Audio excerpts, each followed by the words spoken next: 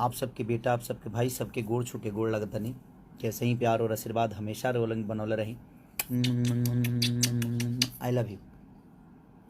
सारे गामा के रोलोगिन बहुत मोहब्बत देहनी, जौना के आज पोस्टर भी एयरपोर्ट के बगल में लागल बा। हम इब्राहिनी है सवेरे तो देखनी है कि और बहुत अच्छा लागल है खुद के देख के एयरपोर्ट के, कि कहियो औकात ना रहे कि आदमी फ्लाइट पर चढ़े, साइकिल पर चढ़े के औकात ना रहे।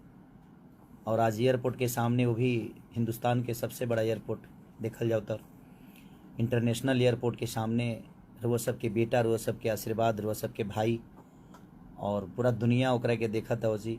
तो ये खुशी होला कि रुआ लोगन के प्यार और मोहब्बत इतना मिलल कि एगो लिट्टी बेचे वाला, दूध बेचे वाला गांव के एगो गरीब परिवार के बेटा आज महाराष्ट्र में पूरा दुनिया के सामने स्वागत कर रहा बा एयरपोर्ट पर खड़ा होके।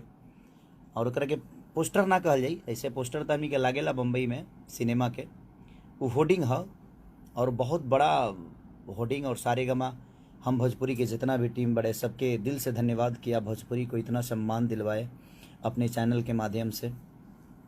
हम विक्रम जी को ढेर सारा बधाई देना चाहते हैं, ढेर सारा शुभकामना पूरे भोजपुरी समाज की तरफ से कि ये इतनी बड़ी उपलब्धि आपने भोजपुरी समाज को दिया। इसमें सिर्फ खेसारी लाल यादव का नाम बड़ा नहीं हुआ, बल्कि मुझे लगता है कि पूरे भोजपुरी समाज का बड़ा हुआ। इसलिए क्योंकि खेसारी लाल एक इंसान नहीं है, पूरे भोजपुरी समाज का बेटा है। तो एक बेटे को सम्मान मिलती है तो पूरी भोजपुरी समाज को गर्व महसूस होता है।